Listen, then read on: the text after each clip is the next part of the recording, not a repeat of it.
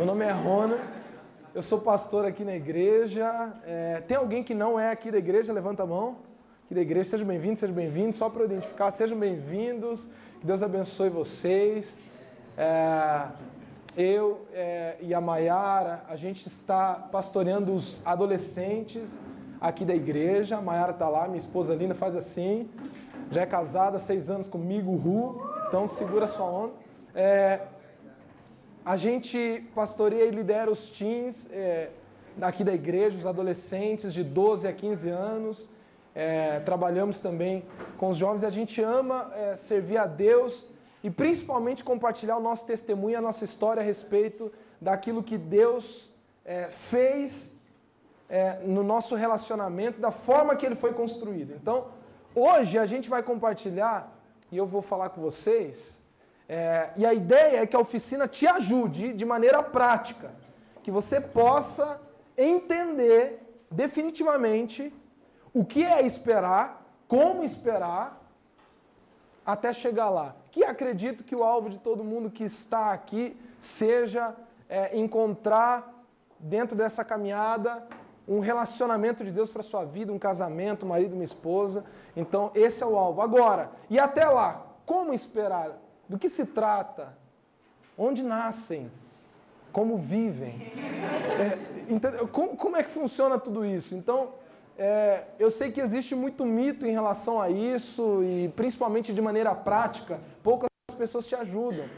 Por isso que eu acho que é uma bênção a gente ter eventos como esse, que instruem de maneira prática mesmo e te ajudam a princípios da palavra de Deus da forma que você possa aplicar nas suas emoções, nos seus relacionamentos, nas suas conexões. Eu acho que vai ser bênção. Deixa eu só saber uma coisa aqui. Quem aqui está namorando? Levante a mão. Está namorando. Eu vi que vocês estão meio abatidos. Deu para identificar. Quem está aqui que já namorou? Levante a mão. Só para... Já namorou. Quem está à espera de um milagre? Levante a mão. Só para... A espera de um milagre. Legal. A espera de um milagre. Okay. E pode ser que você está aqui... Eu nem quero. Só assim. Eu vim porque vim. Porque existem uns fingidos... a gente está liderando jovens há quase 10 anos. Tem uns fingidos que finge que não... Tô bem. Tô nem aí para isso. Né? E usam algumas desculpas espirituais muito profundas. Rapaz, tô orando, tô buscando em Deus. E às vezes mas às vezes não é, enfim. Então, todos aqui têm uma coisa em comum. Gostariam de entender com mais clareza como Deus quer que a gente espere. E o que é esperar em Deus? Que, confesso para vocês, quando eu ouvi isso pela primeira vez e por muito tempo, eu não entendi bolhufas nenhuma. Esperar em Deus, eu não sabia o que era esperar em Deus. E talvez, se eu te perguntar, o que é esperar em Deus no que diz respeito a relacionamento, talvez você tenha dificuldade de me dar de maneira prática uma resposta. Me fala aí, como é? Como é na prática? Namoro ou não namoro? Intimo ou não intimo? Posso convidar para tomar sorvete ou não posso? O que Deus fala sobre isso? Quanto tempo namorar? Na Bíblia, quanto é que está escrito assim? Quanto tempo? 2 anos, 1 ano, 3? São perguntas que muitas vezes a gente não vai ter clareza e a gente precisa entender princípios e sinais que nos identifiquem qual é a vontade de Deus para a nossa vida, e é isso que a gente quer compartilhar com vocês. Porque, olha, é sempre assim, o jovem está sempre insatisfeito. Quem está solteiro quer namorar. Quem está namorando quer casar. Quem está casado quer morrer. Então, a gente sempre... A gente sempre está à busca de alguma coisa, a gente sabe... E vocês com certeza estão buscando um avanço no que diz respeito ao relacionamento, nem que seja um avanço pessoal, individual, consigo mesmo, né? Numa palavra nova que está tão usada, solitude. Quem já ouviu aí a solitude, né? Me apresente, que eu não conheço a solitude. Parece o nome de tia antiga, né? Ô, dona Solitude! Né? Não parece? E agora está se usando, eu estou bem comigo mesmo. Aí posta umas mensagens, umas frases da Clarice Lispector no Instagram e fala, eu estou bem comigo mesma. E às vezes no fundo não é. Existem algumas feridas, algumas coisas precisam ser corrigidas.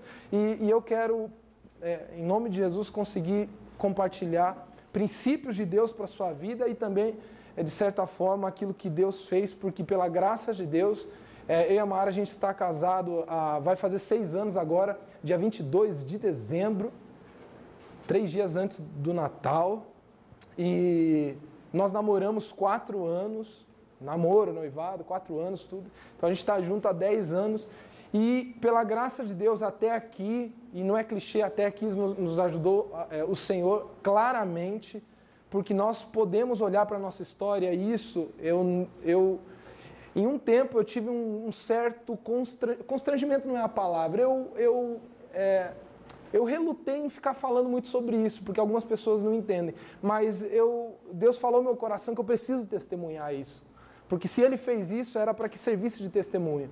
Pela graça de Deus a gente pode testemunhar de que passamos por todas essas fases do relacionamento com a graça e com a bênção de Deus. A gente venceu. Conhecer, paquerar, namorar, santidade, ir para o casamento virgem. Estamos casados há 6 anos e até hoje a gente pode dizer que Deus tem nos ajudado, porque a gente seguiu alguns princípios. E eu preciso compartilhar isso com você. Dá para acertar, dá para saber como esperar, não só esperar, esperar certo. Porque a gente vai entender que não é só esperar, tem que esperar certo. Ok? Quantos querem realmente avançar nisso e que Deus fale ao seu coração hoje aqui? Tem alguém? Amém? Vamos lá, eu quero ler um texto com você, por gentileza, para a gente começar. Jeremias capítulo 17, versículo 5. Eu tenho alguns princípios práticos para a gente discutir, conversar e compartilhar que vai te ajudar, em nome de Jesus, a te fazer entender com mais clareza o que Deus tem para a sua vida a respeito de relacionamento. Jeremias 17, versículos 5 e 10. Um livro antes de Lourecenses. Você pode...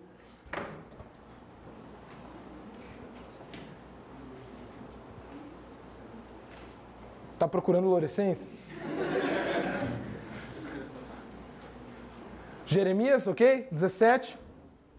Se você não tem Bíblia, mas eu aí grifa, se tem Bíblia, marca, esse texto é fantástico e pouco lido. A gente cita como frase de efeito o final dessa passagem, mas a gente nunca lê o texto inteiro, a grande maioria. A gente não presta atenção nessa passagem. Diz assim: assim diz o Senhor, maldito o homem que confia no homem, e faz da carne o seu braço, e aparta o seu coração do Senhor, porque será como a tamargueira no deserto, e não verá quando vem o bem. Atenção! Antes morará, ó a revelação, nos lugares secos do deserto. Vai ficar na seca. Na terra salgada e inabitável. Bendito o homem que confia no Senhor e cuja confiança é o Senhor, porque será como árvore plantada junto às águas, que estende,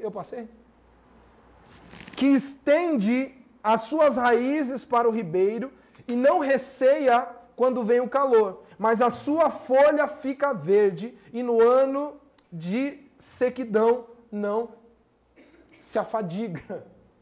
Vai vir sequidão, gente, tá?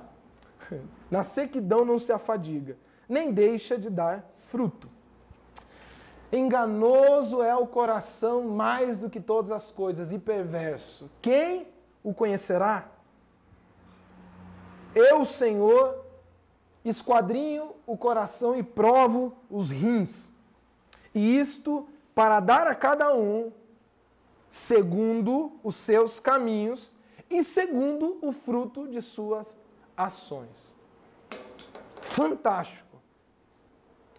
Há uma intensidade de revelação aqui e a gente precisa entender o que Deus está falando, porque ele, lá na época de Jeremias, ele já sabia muito do que acontece e do que aconteceria nos corações humanos na nossa geração. É muito importante você entender que tipo de pessoa você é. E existe um déficit de autoconhecimento. Acho que nunca se falou tanto sobre autoconhecimento hoje no mundo, frases de efeito, livros têm se popularizado e vendido cada vez mais, de conhecer-se a si mesmo, os famosos livros de autoajuda, de desenvolvimento pessoal que mais tem se tratado nas empresas, os RH se tornaram os setores mais robustos dentro de uma empresa, e tem se falado muito sobre autoconhecimento, sobre conhecer a si próprio, só que de certa forma de uma maneira muito superficial. Muitos de nós não têm uma clareza de como somos. O máximo que a gente entende é um pouquinho, olha lá aqui na igreja, porque a gente ensina bastante, temperamento, e olha lá. Mas nós somos fracos em nos conhecermos, de maneira geral, tá? Talvez uns mais, outros menos. Eu estou falando dessa geração. Nunca se teve uma geração tão infantil emocionalmente. Nunca houve uma geração tão infantilizada emocionalmente. Estava lendo uma pesquisa a respeito da idade mental da nossa geração. É muito engraçado as coisas que a gente começa a identificar e perceber. E você aqui, talvez uns um pouquinho mais velhos, outros menos, né? Vamos lá, tem algum aí que nasceu 2000 para frente? Aí, os 2000, 2000, olha que brotinho, né? 2000. Galera de 90 aí, 90, já começa a ficar acanhado a mão, né? Vamos parar por aqui? A nossa geração, 80 para cima, dentro de um estudo social e antropológico, a gente se caracteriza dentro de um grupo. É claro que existe uma subdivisão de gerações, mas vamos colocar tudo no mesmo bolo, ser um pouco mais generalista para a gente poder conversar com mais clareza. Nós temos algumas coisas em comum. Algumas coisas em comum. A nossa geração, por exemplo, é provável, nós estamos dentro de uma igreja aqui no ambiente cristão, talvez esse índice diminua um pouco, mas há uma grande probabilidade, segundo estudos, que 60% de vocês são fruto de famílias desestruturadas, tradicionalmente falando. E não tiveram seus pais, ou sua mãe, ou se separaram, ou um padrasto, ou alguma coisa assim. Concorda comigo aqui? De maneira geral? Pensa nos teus amigos, pensa na tua escola.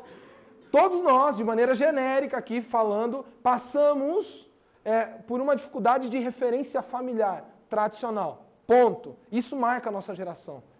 Isso é social. Você é assim. E não adianta você falar que isso não afetou quem você é hoje. De alguma forma isso te influenciou. Eu não estou colocando um rótulo de que você está condenado. Não tem nada a ver com isso. Isso afetou a tua maneira de enxergar a família, enxergar relacionamentos, a visão que você tem de um pai, de uma mãe, de um homem, de uma mulher. Eu conheci já conheci vários, mas eu conheço proximamente, com um pouco mais de contato, claramente uma mãe que criou as filhas solteira praticamente, teve alguns relacionamentos conturbados, e a última filha mais nova, por exemplo, foi fruto de um relacionamento que frustrou muito essa mãe, e ela ama demais, amou aquele homem, e aquilo foi um choque, foi algo muito turbulento, e ela ficou magoada com esse relacionamento. Essa filha cresceu, menina, desde pequenininha, desde que ouviu falar pela primeira vez sobre o pai, ela ouviu de uma maneira agressiva, ela ouviu falar de homem de uma maneira ruim, porque a mãe estava ferida com a experiência passada, e essa era a visão que ela foi construindo de quem são os homens. E a nossa referência de como é o sexo oposto, ela é formada exatamente nessa fase, e parece que não, há uma influência tremenda, que vai refletir na forma como você lida com o teu futuro depois, com as decisões que você toma, afeta. Outro aspecto da nossa geração, você não pode ignorar, parece papo de professorzinho, de escola, a tecnologia transformou a nossa maneira de pensar, de se relacionar e de viver. Nós não estamos preparados para esperar. Pelo contrário, esperar é uma palavra terrível, ela tem uma conotação negativa. A palavra esperar é negativo. No teu inconsciente, esperar é negativo. Porque esperar é a TV que tem que esperar. Netflix, eu assisto os 10 episódios de uma vez só. Esperar é negativo. A palavra esperar, esperança, é um troço que já te dá um peso, assim. Você chega assim no banco e fala, meu Deus, essa fila está maior que esperança de pobre. Assim, você já a palavra esperança te pesa. Você fala, meu Deus. Existem traumas de infância aí. Quando você fez aquela traquinagem e tua mãe viu e falou, vem aqui, moleque! E você saiu correndo. Vem aqui! Você saiu correndo. Ela olhou de longe e falou assim, espera para ver. Espera! Aí você já ligou a palavra espera a surra. Eu não sei, mas de alguma forma nós não estamos adaptados a esperar. Esperar é negativo, esperar tem uma conotação pesada. Queremos as coisas rápidas. A gente é uma geração micro-ondas, cara. É Netflix, é tudo rápido. A coisa precisa acontecer e fluir. Esperar? Esperar para quê? Então, a gente não consegue compreender. Aí quando ouve umas frases assim, e olha, o movimento, por exemplo, eu escolhi esperar, passou justamente por uma falta de compreensão da nossa geração do esperar. E aí surgiram, né, vários, eu escolhi varoar, eu não sei, foram desdobrando os conceitos. E aí a coisa foi mudando. E essa geração, ela é marcada por características como essa. A gente não está acostumado e a gente não está preparado para esperar. E talvez seja porque a gente lida com relacionamento da maneira inversa. E esse é o ponto central da minha oficina aqui hoje. Existe uma palestra incrível do TED Talk. Alguém conhece a plataforma TED Talk? Sim. TED Talk? TED Talk? Tem palestras incríveis. Os maiores pensadores do mundo palestram lá e compartilham o seu conhecimento. Tem um pensador que estuda o mundo corporativo, empresas, pessoas, as grandes marcas, o Simon Sinek. Ele fez uma palestra que é uma das mais assistidas do TED Talk, que ele fala sobre o círculo dourado. O círculo dourado, ele diz o seguinte, esse círculo ilustra por que grandes marcas se tornaram grandes marcas, por que grandes empresas se tornaram grandes empresas, aonde eu quero chegar. E ele faz um círculo assim no seu flip chart de canetão com 3 camadas. E a camada externa está escrito o quê? Na camada do meio está escrito como. E no centro está escrito por quê. E ele diz que, basicamente, as grandes empresas, Apple, Google, tudo aquilo, eles começaram o inverso. A maioria das pessoas que começavam o negócio pensavam, o que eu quero criar? Que produto eu quero fazer? Depois, como é que eu vou fabricar ele? E por último, por quê? É assim que se construíam as coisas. Relacionamento, a mesma coisa. A primeira coisa que a gente faz, logo que a tua família permite, a igreja deu aquela liberada, aqui na igreja a gente dá aquela talhada de 15 anos para os jovens, adolescentes de jeito nenhum namorar. Então, a primeira coisa que ele pensa, quem, o quê, quem que eu arranjo? Quem é o namorado? E sai na caça, sai à busca. Depois, estamos namorando? Estamos. Como é que faz? Como é que a gente faz? Sabe? Bem aquelas coisas de criança, só que num patamar um pouco... Aí se frustra, se machuca, um fere o outro, imaturidade. E por último, por que eu namorei esse traste? A gente inverte. O conceito de Deus é muito parecido com isso que o Simon compartilhou. Existe primeiro algo que você precisa definir na sua vida, que é o seu porquê. Não tem como falar em esperar sem você ter uma clareza de porquê. Se não faz sentido para você, você não vai esperar. E aqui eu quero destinar o esperar para as duas camadas, para aqueles que vão esperar um relacionamento. E quando eu falo em esperar, eu quero que você desconstrua o período tempo agora, porque o tempo é extremamente relativo. Esquece 1 ano, esquece 2 anos, esquece 5 anos, esquece 3 meses. Não é o tempo. Se trata de condição, não de tempo. Quem está entendendo o que eu quero dizer aqui? E hoje eu quero falar sobre condição para esperar, não de tempo para esperar. Porque tem gente que tem aqui uma idade, talvez uma condição material de vida, que você poderia aparentemente casar agora. A tua alma está extremamente estragada e você precisava de uns 10 anos para curar, se fosse olhar na teoria. Quem entende o que eu quero dizer? Outros mais novos, talvez sem tanta condição. Se o ano que vem aí encontrar um relacionamento e mais um ano casar, vai ser bênção às vezes. Porque não se trata de tempo, se trata de condição de vida, de circunstâncias e de condições internas. Então, a primeira coisa que você precisa ter clareza, antes da gente falar sobre esperar, é o porquê esperar. Por que esperar? E a resposta é clara, porque você tem um propósito.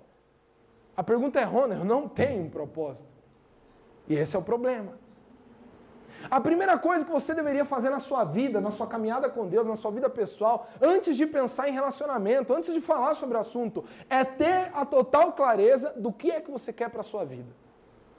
Só que eu quero que você entenda, essa pergunta não é que trabalho você vai ter, qual carreira você... Não é sobre isso, é sobre qual é o significado da sua vida, por que você existe e o que vai fazer da sua vida valer a pena. Primeiro é o propósito, primeiro é isso. Ó, não surgiu ninguém, você não está falando com ninguém, você não está conversando com ninguém, esquece, não se trata de namoro. Ah, Rona, mas eu estou namorando. Eu quero que aqueles que estão namorando prestem muita atenção. Você realmente tem clareza de propósito?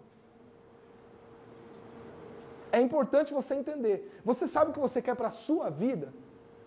Calma, não é para a vida dos dois, para a sua vida. Você sabe exatamente o que é que você quer, o que é que você está buscando?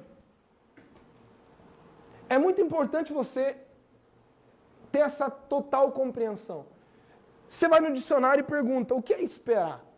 E alguns dicionários um pouco mais magros vão trazer alguns sinônimos, mas eu gostei de um dicionário que trouxe um conceito um pouco mais amplo. Que esperar significa não agir, não tomar decisões e não desistir de algo até a efetuação do objetivo que se tem por certo, ou provável, ou desejável. Vamos lá, quero traduzir para você. Vamos lá. Acompanha o tio aqui, vai. Ok? Não agir, não tomar decisões e também não desistir. Olha o contraponto aqui, entenda. Não agir, não tomar decisões, não desistir de algo até a efetuação do objetivo que se tem por certo ou provável ou desejável. Qual é o ponto central dessa frase? Qual é o pilar? Qual é o elemento chave aqui? Objetivo. Todo o resto não faz sentido se não há alvo. A expectativa ela se torna improvável e incoerente se não há propósito. Quando não tem propósito, esperar não faz sentido. Quem está me acompanhando aqui? Levanta a mão. Para que esperar se eu não sei o que eu quero? Você entra no ônibus e fala, tudo bem? Para onde está indo? Talvez. Para onde que nós vamos? Né? Não sei se você gosta de fazer tour de bus, não sei, né? Vai que é um hobby, né? Quem entra no ônibus fala, para onde vamos? Não entra. Você entra num avião. E aí, qual é o destino, capitão? Me surpreenda, né? Não faz sentido. Eu só entro em um ônibus, eu só entro em um meio de locomoção porque eu já tenho um alvo. O alvo é o meu pilar de vida. E o namoro se torna um elemento acessório ao propósito de vida que eu já tenho. Namoro não é um fim em si, mas um meio para um fim. E a expectativa, ou seja, esperar, ela só faz sentido quando se tem um alvo. Gente, parece tão óbvio. Mas eu quero que você responda para você mesmo. Agora, você tem clareza do que quer para a sua vida? Você tem clareza do que você quer? Eu não estou falando de que tipo de namorado você quer, não. Do que você quer? Que tipo de vida você quer ter? Qual marca você quer deixar no mundo? Qual é a relevância que você quer ter? Como é que você quer fazer a sua vida fazer sentido? A carreira tem a ver com isso? Qual é a missão que você encontrou para a sua vida? Pode ser ministerial, pode ser profissional. Porque a gente separou essas coisas, mas eu creio que no reino de Deus a sua carreira pode ser a maior manifestação do reino de Deus que existe. Eu creio aqui que tem gente que vai ser levantado para ser engenheiro, e Deus não te quer evangelista, não, Deus te quer engenheiro. Você vai alcançar mais pessoas como engenheiro, talvez como se você fosse missionário. Porque o teu chamado às vezes é profissional. E Deus vai usar o teu chamado para agir através disso. A pergunta que eu estou te fazendo não é qual carreira, qual trabalho, qual faculdade. Qual é a sua missão de vida? Para o que você existe? Você tem clareza disso? Vamos pensar em namoro agora? Por quê? Porque eu tenho essa clareza. Agora eu preciso me armar e me preparar para um alvo. Eu sou filho de pastor. Só que um dia eu precisei me converter. Tem pessoas que não sabem disso, mas eu nasci em um ambiente cristão, mas eu não sou crente desde criancinha, não existe isso. Todo mundo precisa passar por um processo de decisão. E eu tive uma vida adolescente meio James Bond, sabe? Minha família, assim. Porque eu tocava na banda da igreja, eu ia na escola bíblica, eu tirava tudo de letra. Mas eu tinha uma vidinha dupla, assim, sabe? Quando fui para a escola aí, adolescente, 12, 13 anos, você começa a conhecer alguns amigos mais descolados, vê umas ideinhas mais diferentes, né? Umas festinhas aqui de escola, né? Pô, oitava série, aí primeiro ano, começa a ficar divertido, ensino médio, né? E eu comecei a conhecer algumas coisas diferentes. Amigos com outros tipos de conceito. E até eu me converter, até os 15 anos de idade, eu fui um pleno adolescente mundano. Só que ninguém sabia. Meu coração era mundano, meu coração era sem Deus, eu não pensava, não tinha temor nenhum, assim. Tinha um pouquinho de temor, mas mais por tradição e por religião, mas não por consciência. Então, eu e um amigo meu que não tinha Cristo era a mesma coisa, porque eu não tinha mesmo. Eu só era um filho de pastor que ia na igreja e tocava. E eu tinha minha vida lá. A primeira vez que eu bebi, eu lembro até hoje, os piá compraram uma Ascov, R$7 no bar aqui, ó, perto do Beal. A gente saiu do colégio Eleodoro, eu tinha 12 anos de idade. Os meninos compraram uma Ascov. Se você não sabe o que é Ascov, cuidado, levanta a mão que o Deus te pega e te leva para o céu, seu anjo. Porque Ascov é uma vodka barata, né? E os meninos compraram uma Tiscola. Tis existe ainda? E a gente fez. O nosso sonho era tomar a famosa Cuba. É Cuba, né? É Cuba? Ninguém quer falar que sabe, né? Ninguém quer. Não sei, pastor. Ninguém quer falar.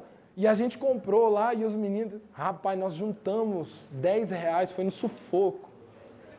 Que era muito engraçado. Pegaram assim...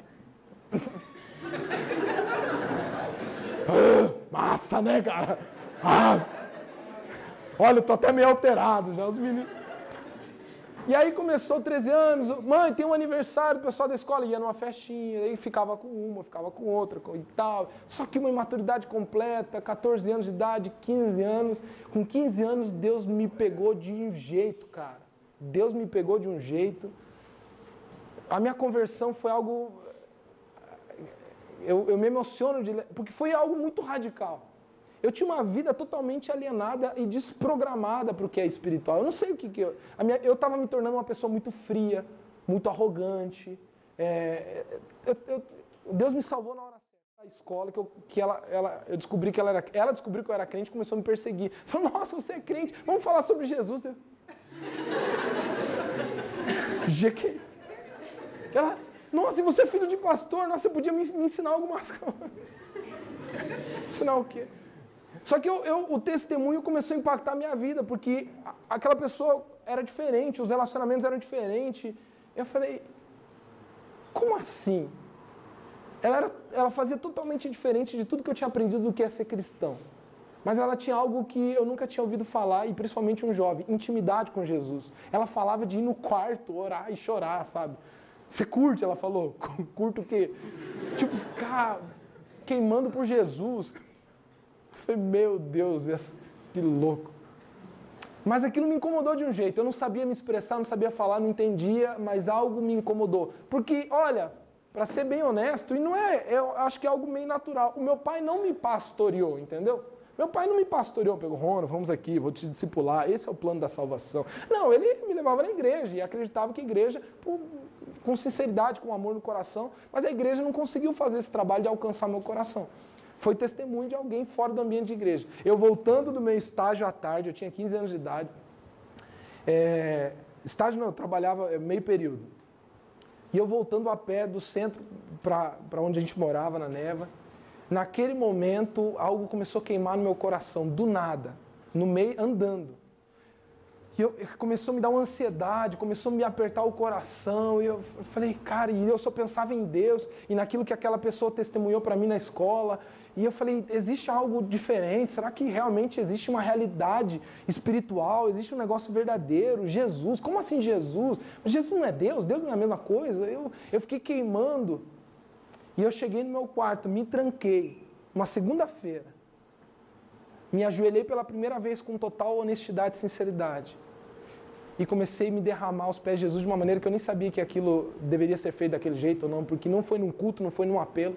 A partir daquele momento, eu não sei o que aconteceu, mas eu comecei a compartilhar minha vida, os meus pecados, as minhas tristezas, entreguei minha vida para Jesus, falei, Jesus, eu não entendo, eu não sei o que é isso, mas a partir de hoje eu só sei uma coisa, eu quero viver uma experiência pessoal e íntima com você. Eu lembro de ter falado isso, eu não sei de onde eu tinha ouvido isso.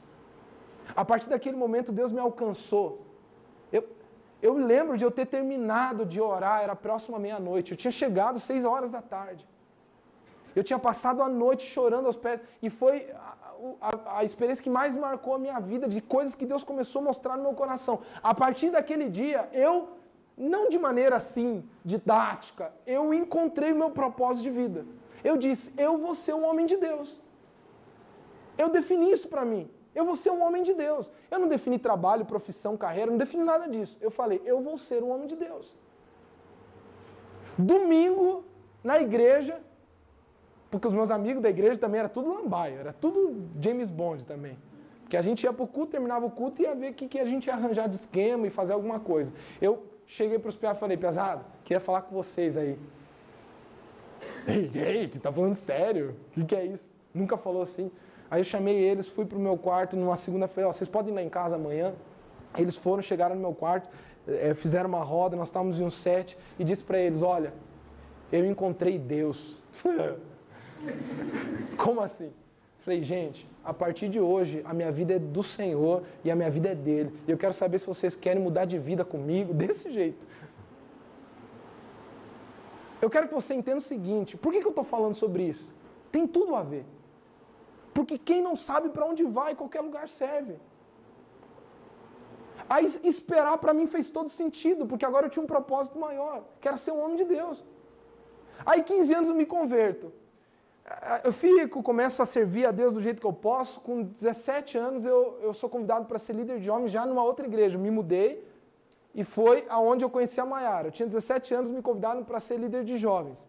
No meu primeiro ano eu pedi uma única condição, que eles deixassem eu montar a equipe. Não podiam ser adultos, eu queria montar a equipe de jovens. E eles deixaram. Aí eu chamei jovens que eram mais comprometidos, que eu vinha assim mais envolvidos, mais comprometidos, e montei uma equipe. E uma dessas pessoas era a Maiara. Nós éramos em quase 10 jovens. E a gente começou a servir a Deus junto. A gente começou a servir a Deus junto, começou a fazer reunião para organizar evento, acampamento, estudo dominical, bíblico e tudo mais. E nisso encontrei. Eu quero que você entenda o seguinte, dos 15 anos ao 18, não passou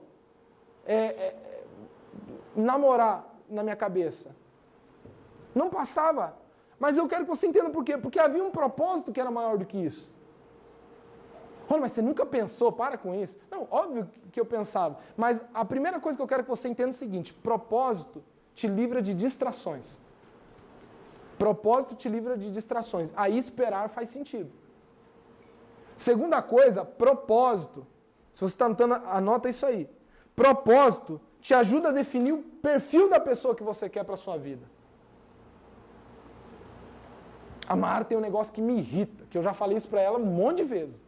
Que ela quer roupa, mas ela não sabe que roupa ela quer. Aí ela quer sair comprar. Eu falei, nem a pau. Porque quando você não sabe o que você quer, você acaba pegando aquilo que você não realmente queria, mas é porque apareceu. É ou não é, meninas? Então, a Maiara quer comprar roupa e a gente precisa comprar alguma roupa. O que eu faço? Gente, a internet está aí para isso, né? Monta tudo que você quer já, deixa tudo salvo. O tipo de peça, eu quero uma jaqueta de couro assim, já pega uma foto de alguém que tem aquela jaqueta, vai na internet, eu queria uma calça, já separa tudo. Agora vamos ver se eu acho essa. Faz sentido? Não? Agora você vai comprar, aí você vai comprar... Só se os teus recursos são ilimitados e você não se preocupa muito com... Só que, olha, não se trata de dinheiro, se trata de satisfação pessoal mesmo. A prova é, e claro, falei que sou irritado, mas é comum, a prova é que a Maiara tem um monte de roupa que ela não gosta. Que ela usou uma vez só. Porque foi um impulso. Sabe por quê? Porque isso é uma metáfora para a nossa vida. Eu preciso ter clareza de propósito para começar a tomar decisões. Então, primeira coisa, poxa, eu tinha 17 anos, Fazia 3 anos que eu não tinha ficado com mais ninguém. Eu não tinha nem pegado na mão de uma menina, não tinha dado um selinho, nada. Eu, para ser bem sincero, eu até dava uma afastada assim, porque eu sabia que eu poderia ser mal interpretado. Eu foquei. Eu não estou pronto. Eu falei, cara, eu tenho 15 anos, 16 anos, 17 anos. Não, eu foquei. Com 17 anos, o pessoal da igreja, porque eu já era líder de jovens, aí o pessoal deu uma preocupada. Os obreiros chamaram meu pai e as irmãs lá da igreja, os líderes, e perguntaram se eu era gay. Falei, pastor, na reunião de obreiros, meu pai voltou rindo. O Rony é gay? Eu falei, por que, gente? Como é que pode... E aí elas falaram, é que é o seguinte, olha, já passou muitos pastores aqui na igreja, não tinha um filho de pastor que já não tinha namorado umas 3 já. E a gente nunca viu o Ronan com menina. Entende como os padrões estão invertidos? É primeiro o quê? Preciso arranjar mulher, homem, depois o como, e por último vamos ver se isso faz sentido ou não. 17 anos, liderando, com 18, eu estava no 2º ano da faculdade. Conheci a Mayara já há 1 ano. A gente se conectando, se relacionando, indo em reunião, mas a gente não tinha intimidade, a gente convivia como amigos, como todo mundo junto. Estudava a Bíblia juntos lá, ia nos cursos juntos, estava na igreja junto, culto junto, saía comer junto, ia aquele negócio todo mundo no grupo. Quando eu tinha 18 anos, eu senti no meu coração, quem sabe agora dá para namorar, porque eu fiz conta, sabe que você... Quem espera normalmente faz conta. É ou não é? Você fala, meu Deus, você olha para o lado e não tem ninguém que se encaixa. Você fala, meu Deus, ainda precisa surgir a pessoa. E aqui a gente tem o privilégio que a igreja é grande. Nossa igreja tinha 30 jovens. Um olhava para outro, olhava... Ô Jesus, converte alguém aí, pelo amor de Deus. E você olhava para o lado e não tinha opção. Então você fazia a conta. Digamos que Deus traga alguém para essa igreja em 1 ano. Aí você fala, 1 ano. Aí tem que conhecer, né? Sei lá, uns 6 meses. Se você for uma pessoa, né? Pô, mas namorar, aí você começa a falar, vou casar com 20 e poucos, vou casar com 30, vou casar com... E você começa a ficar desesperado. Aí eu falei, não, poxa, estou com 18, vai que eu... Quem sabe, né? Abri o meu coração para isso. Quem estava na minha vida? A Mayara estava na minha vida. E ela começou a fazer muito sentido para mim, porque a gente começou a se conectar, a gente começou a conversar. E aí existem alguns pontos do como esperar que a gente estava caminhando junto, servindo junto. Ela ia orar. Teve um período que a igreja fez uma campanha de oração. Tipo, foi feito aqui em determinado horário do culto. E as pessoas escolhiam um horário do dia para ir na igreja. E a casa que a gente morava era a casa pastoral, era ao lado da igreja. Não tinha secretaria, tinha que pegar a chave na igreja, né? E aí, um dia, eu tomando café, a Mayara foi buscar a chave para orar.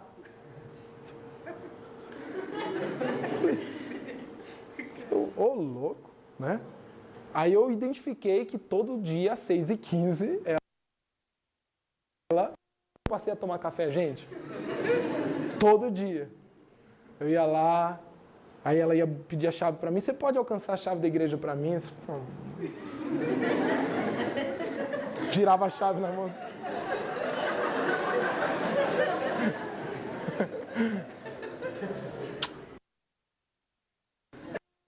Não. O que eu quero que você entenda é que aquilo fazia parte de um contexto ligado a um propósito. Faz sentido o que eu estou dizendo? Por exemplo, aconteceu todo, eu vou precisar adiantar, e a gente, um dia estava numa reunião de líderes de jovens, eu estava esperando a equipe, e naquele dia a gente já estava conversando no MCN, um pouquinho, aquela coisa tal, MSN, alguém sabe o que é MSN? MSN, isso aí. E aí conversando, de repente, eu falei para Mayara, falei para Deus, Deus, olha, estou gostando dessa menina aqui, e eu vou falar, porque ela não dava um sinal. Ela não dava um sinal.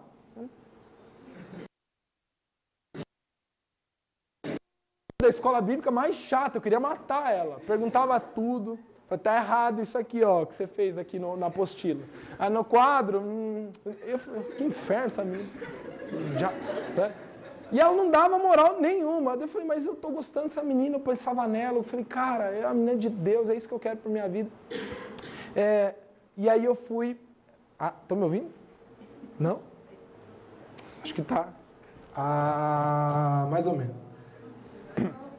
Aí eu falei, Deus, se é para dar certo, porque a gente faz um sinal, os negócios, né? Você lê muito Gideão e você acha que a vida é assim, né? Deus, o novelo de lã e tudo. Eu falei, Deus, se ela aparecer... Gente, isso daí não existe, esquece.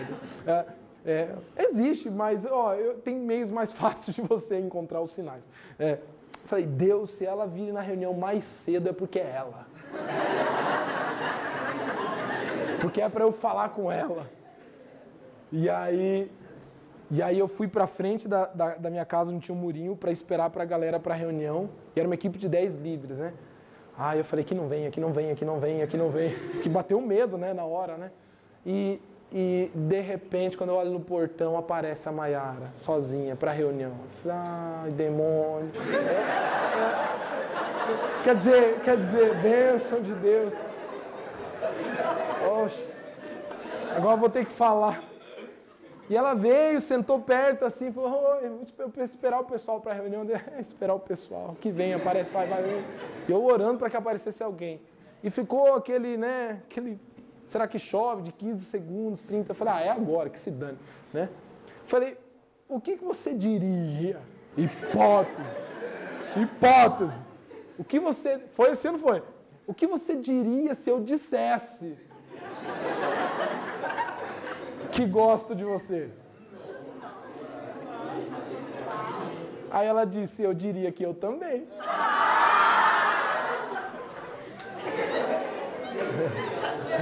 Eu diria que eu também, ela disse. Aí eu falei, eu quero que você entenda porque eu estou te contando isso. Eu falei para ela, então vamos fazer um test drive? Não. Falei, vamos tentar? Não. Eu não estou dizendo que isso é regra, gente. Eu quero que você entenda como minha mente funcionava. Eu pensava muito mais num propósito de vida do que em ficar curtindo a vida. E aí eu falei, só que é o seguinte, tem um problema. Eu vou namorar com minha esposa. Então, você vai casar comigo. Assim. Foi ou não foi?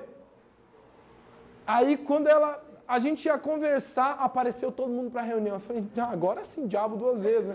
Porque a conversa não terminou. A gente foi para a reunião e depois ela foi de carona para casa e não tinha WhatsApp. A gente ficou um dia inteiro sem se falar e o outro dia, no final do trabalho dela, do outro dia, que foi 1º de julho, a gente conversou e começamos a namorar. Eu quero que você entenda que começou por onde? Começou por onde? Clareza de propósito. O que é que você quer para a sua vida? Quando você tem clareza de propósito, você tem uma facilidade para descobrir o como. E aqui é que está a essência. Rona, mas agora de maneira prática, como esperar? Como esperar? Primeira forma, olha, Isaías capítulo 40, versículo 30 e 31. Texto fantástico, você precisa entender a palavra aqui.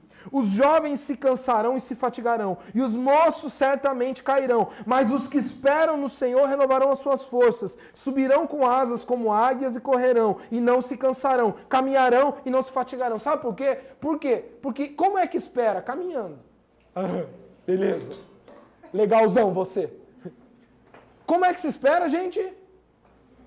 Como é que se espera? Como é que se espera? Caminhando. O que é esperar caminhando? Não é esperar. As pessoas confundem que esperar é ficar no sofá e falar, manda Jesus, manda.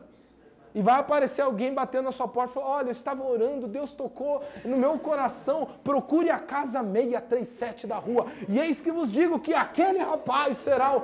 Esquece, meu filho. Esperar é caminhar.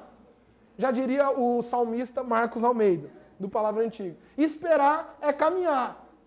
É você dar passo. Rona, me explica o que é o caminhar. Eu quero te dar 4 exemplos de caminhar. Primeiro, caminhar tem a ver com crescer espiritualmente, individualmente. Crescer individualmente.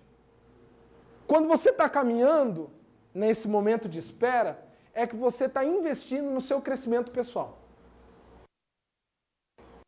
não é procurar alguém, você não falou com ninguém, você não está buscando... Mas uma coisa você está fazendo, você está investindo em você. Sabe por que é importante isso? Você precisa entender que você precisa se tornar aquilo que você deseja. Porque existe uma grande tendência de você atrair aquilo que você é. E se você não está pronto, se existem coisas mal resolvidas no seu coração, provavelmente você vai se conectar com pessoas desse jeito. Entenda uma coisa. Um dia eu dei uma mancada porque eu caí na onda da metáfora da pessoa e eu segui a metáfora, mas eu não pensei na consequência. Ela chegou assim, pastor, e ela era mais velha, já tinha aí, estava com 35, se eu não me engano, ela tinha passado por muitos relacionamentos. Já tinha passado por vários mesmo. Foi divorciada, separada, teve outros namoros. E ela falou uma coisa assim para mim, pastor, me ajuda. Por que só aparece cachorro na minha vida? E eu tenho um problema, minha boca foi mais rápido que o cérebro, e assim, ó, espécies, né? Eu falei, ó, então, cachorro procura... desculpa, como é que eu... E ela, tuco, porque ela entendeu. Tá falando, cachorro procura... Ai, Rony, você está generalizando. Cachorro procura... Eu sei que teu cachorro procura o pé da cadeira, eu sei. Eu sei que ele, às vezes... Ou o calçado. Tem cachorros que acariciam calçados. Ou bichinhos de pelúcia. Mas, em regra, cachorro procura... Rony, isso é muito pesado, você é machista, sexista. Não, pode ser ao contrário, não tem problema. Eu quero que você entenda o seguinte, a gente não consegue admitir, mas nós atraímos aquilo que transmitimos. Bicho peçonhento, ele só cria em ambiente favorável. Se tem muito bicho peçonhento te rodeando, homem-galinha, não sei o que lá, é porque o ambiente é favorável, meu querido. Minha querida. Ou vice-versa. O Rafael, que trabalha aqui na equipe dos Jovens, um dia a gente cheguei na casa dele, porque a gente é amigo desde a adolescência. Cheguei na casa dele, assim, a gente foi jogar bola, e o tênis dele estava na lavanderia. Ele foi pegar o tênis e jogar bola, tinha um rato dormindo lá. Mas estava dormindo o rato, assim, tranquilo. Ele soltou o tênis, o ratinho acordou e falou, tá me tirando de casa, né? E ficou desesperado. Ele falou, vó, porque ele morava com vó, como é que pode um rato no tênis? Eu falei, meu Deus, mas parece um túmulo esse tênis de podre. Como é que um rato não vai se sentir confortável dentro desse lugar? Tem gente que se sente muito confortável com você até de se aproximar, de te intimar, de se relacionar, porque aí você, meu Deus, as pessoas que eu tenho me relacionado só me machucam, é só gente mau caráter. Será que tem algo que não precisa ser resolvido aqui dentro? Será que existem brechas que você está transmitindo que atrai esse tipo de pessoa? Animal peçonhento só se cria se tiver ambiente favorável.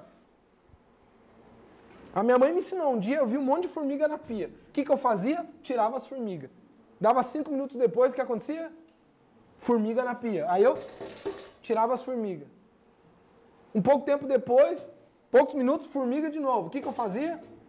Aí minha mãe falou a palavra de Deus. Ela falou, meu filho, se tem formiga, é porque tem doce.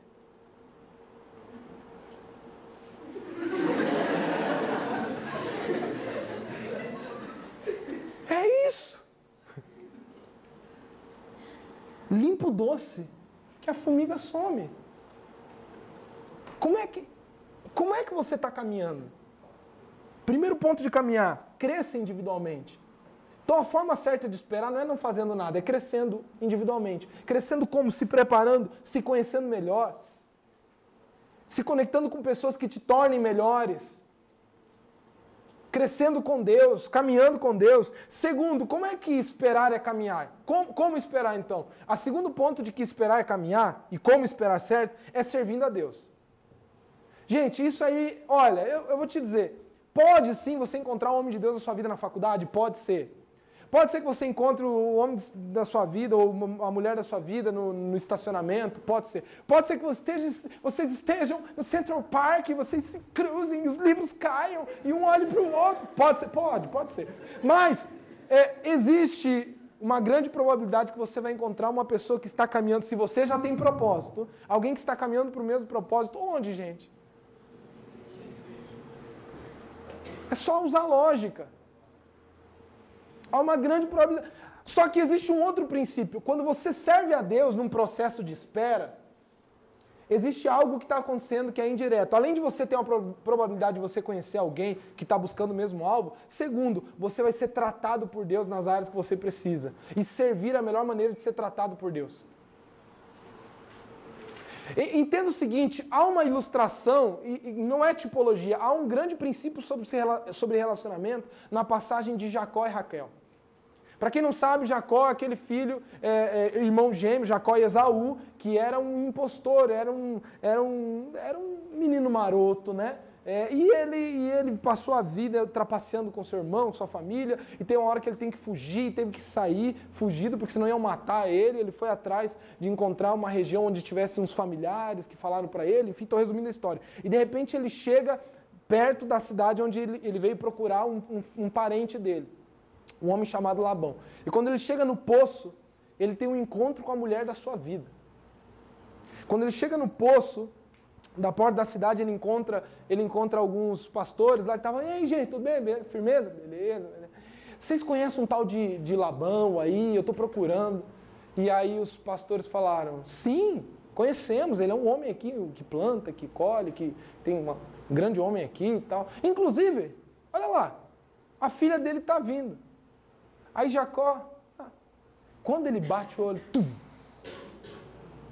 loving you like I never have before. Hanson tocou lá e alguém conhece Hanson? Velhos. E ele olhou Raquel, se apaixonou imediatamente. Imediatamente. Teve um baque emocional. E a Bíblia diz que a Raquel era linda. Ela veio assim, ó, flutuando, pendurada pelas pombas, assim, e ele olhou assim, a faixa Miss Gênesis, assim, e a Bíblia diz que Raquel era bela, e ela tinha uma irmã, chamada Lia. Raquel era formosa e bela, e Lia tinha os olhos legais, assim, Tinha um amigo meu um dia começou a namorar, a gente perguntou, e aí, cara, quem que é a menina que começou a namorar? Gente boa. E os piás sabem como é que é, né? E aí, é bonita? Cara, gente finíssima, gente finíssima. Tá bom. Jacó se apaixonou. De repente, ele chegou para Labão e falou, olha, não sei o que tu quer, cara, eu só quero essa mulher para mim, cara. Ele falou, não, tranquilo, você casa, só trabalhar para mim 7 anos. Ele trabalha. 7 anos, trabalho, tranquilo. E Jacó trabalha 7 anos por Raquel. Quando termina os 7 anos, se você não conhece a história, Gênesis capítulo 29, é o dia da noite de núpcias. Aí ele fala, me dá Raquel, me dá, me dá, é agora. E Labão veio, já esperou tanto, vamos fazer uma festinha, né, gente? Vamos fazer uma festinha. Aí faz o casamento, vamos fazer uma cerimônia. Cerimônia do Oriente Médio, antiga, né? O pessoal todo mundo de burca, né? E de repente vem a noiva. E Jacó fala, meu Deus, é hoje, né? E toda emburcada a noiva. Só que Labão fez o seguinte, esse cara vai me passar para trás? Você acha que eu vou deixar minha filha mais nova casar se a mais velha está solteira? Havia princípios que precisam ser cumpridos. Ele falou, primeiro você tem que casar com Lia, né? E depois com Raquel, porque ela precisa liberar essa mulher daqui, senão quem vai pegar, né? O que aconteceu? Ele não falou para Jacó. Lia foi escondida, acho que Jacó tomou uns goró, estava alegre, né? E foram, não me explique como, mas está escrito na Bíblia. Eles foram e transaram. E quando acorda de manhã, a maquiagem da Mary Kay dela tinha acabado. Olhou assim, não era a Raquel, era a Lia.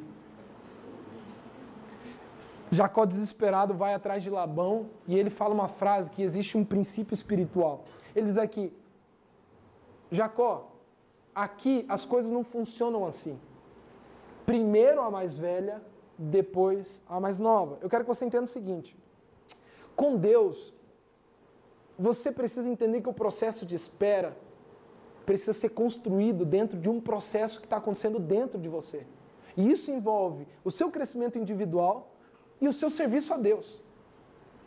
Sabe o que aconteceu? Jacó teve que trabalhar mais 7 anos. E trabalhou. Servir a Deus, caminhar, esperar servindo a Deus é fundamentalmente essencial.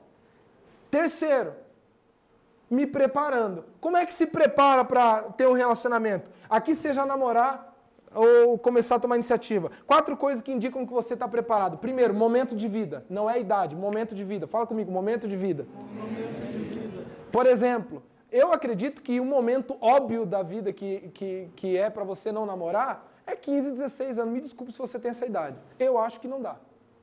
Eu acho. Digo eu, não o Senhor, como diria Paulo. Por quê? Por causa da nossa cultura, o que é uma pessoa de 16 anos de idade? Você entende que há 6 anos de idade, ele tinha 10 anos? Fez essa conta já? 24, versículo 27. Termine primeiro o seu trabalho, deixe pronta a sua família. Toma essa. Já está definido o que você vai fazer, qual trabalho você tem, como é que você vai sustentar, ou vai ter que pedir para o pai para te pagar, para te prestar quinzão para ir comer cachorro-quente com a namorada? A tua fase de vida precisa estar começando a partir para uma definição de trabalho, de finanças mínimas, de carreira, de estudos. Quem entende o que eu quero dizer? Hein? Segundo problema, vai começar a namorar, mas a pessoa está tentando vestibular para tudo quanto é canto do país. Para que entrar num relacionamento nessa hora? Não, estou falando sério. Aí você começa a namorar para satisfazer uma carência emocional momentânea, porque você está, é legal, a gente se gosta, a gente se dá bem, blá, blá, blá, blá, mas se eu passar, eu vou embora. Gente, mas é só namoro, não é só namoro. Qualquer envolvimento emocional, depois que você desconstrói ele, marcas ficam. Algumas maiores, outras menores. Fica, gente, fica. Não adianta você falar que não. Começou a namorar, mas namorar é para terminar mesmo. Para com isso. Não fica tentando. Eu vou namorar para terminar. Se não der certo, termina. Cada pessoa que você começa e desmancha, marcas emocionais ficam. Um dia eu fui numa igreja, lá o pessoal veio, me colheu, a gente estava conversando, de repente, vamos comer um cachorro-quente aqui com... Eita, não vai dar lá. Por que não? Porque... a ex-namorada do meu namorado vai estar lá com o outro namorado dela. Eu falei, tem problema. Daí o amigo falou, viu, mas aí é o seguinte, o pessoal falou pra gente ir lá comer pizza na casa de fulano. Daí ela, esqueceu? A tua ex-namorada tá lá com o namorado dela novo. Beleza. Aí, de repente, passou alguns minutos, aquele lá, o baterista, sim. Então, esse namorou com essa antes da... Era, cara, um bolo. Olha, eu quero... Tá para nascer. Quem realmente consegue ter o mesmo tipo de relacionamento com o ex-namorado? Pode sim construir uma nova amizade, pode sim. Mas não é a mesma coisa. Não é a mesma coisa. E nunca vai ser. Porque expectativas foram criadas e frustrações foram geradas. É ou não é, gente? De um ou outro foi. Foi ou não foi? Expectativas foram criadas e frustrações foram geradas. Todo ser humano que passa por isso em qualquer área, namoro, carreira ou qualquer coisa, vai ter algum tipo de ferida, ou não. Então nunca é igual. Então primeiro é o seguinte, se prepare como? Você tem condições para começar um relacionamento? Condições circunstanciais, vida, trabalho, estudos, enfim. Você tem condições emocionais? Como é a tua estabilidade emocional? Os teus amigos falam, você é bipolar? Se o teu apelido é bipolar, então já para por aí. Se tuas amigas estão se cansando de você porque hoje você está bem, amanhã você está mal, brigou com um, brigou com o outro, para. Ou se a pessoa que você está procurando, tentando namorar, é desse jeito. Por último, você tem condições espirituais? Eu tenho uma pergunta batata que você tem, ou às vezes você não vai perguntar, você vai identificar. Quando você está interessado em alguém, como foi o último ano espiritual dessa pessoa? 1 ano, pelo menos. 1 ano. Ih, voltou, saiu, terminou, desviou e tal. Espera um pouco mais. Porque se a pessoa não consegue mostrar a estabilidade de 1 ano, com uma pressão de um relacionamento, ela não vai mostrar estabilidade nenhuma, gente. Acabou. Quem está entendendo o que eu quero dizer? Por último, Você precisa conhecer pessoas. Cultivando relacionamentos. Existe uma praga que está acontecendo principalmente na nossa região. Os homens estão cada vez mais bananas e as mulheres mais feridas. Aí é um bando de gente separada que não se conversa. Porque se um homem começar a conversar com uma menina, ela começa a taxar que ele é galinha e está dando em cima. E ainda fala para todas as amigas. O moleque não pode chamar uma menina para tomar um sorvete que está dando em cima. Como é que vai se conhecer, gente? As meninas todas feridinhas, falam todas uma para outra, e os homens cada vez mais banana. Aí as mulheres ainda dão um chute no saco desse e o cara fica mais murcho ainda. Aí tá um bando de marmanjo na igreja que senta todo mundo junto, com medo e tal, e as meninas tudo...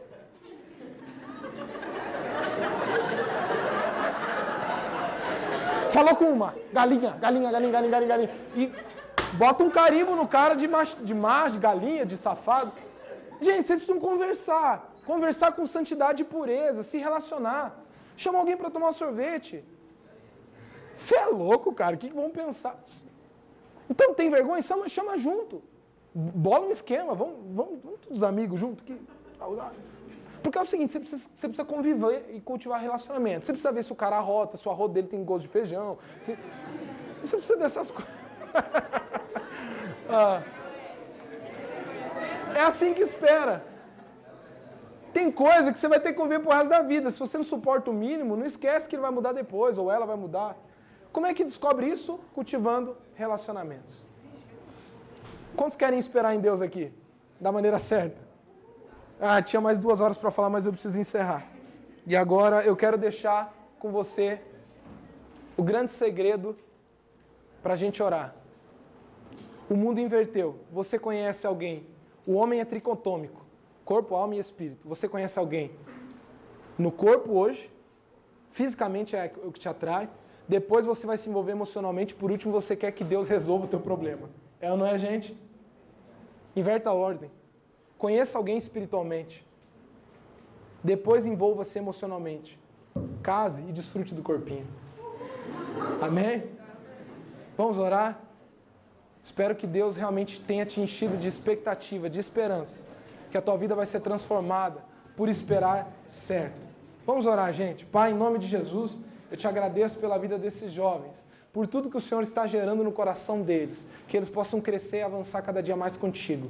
Em nome de Jesus te pedimos, te agradecemos. Cria aqui corações sarados, sem frustrações, sem ansiedade e uma expectativa errada daquilo que o Senhor tem para eles. Pai, em nome de Jesus, alimenta-os na tua palavra e leva-os a viver uma vida abundante em nome de Jesus. Amém. Deus abençoe, gente. Valeu.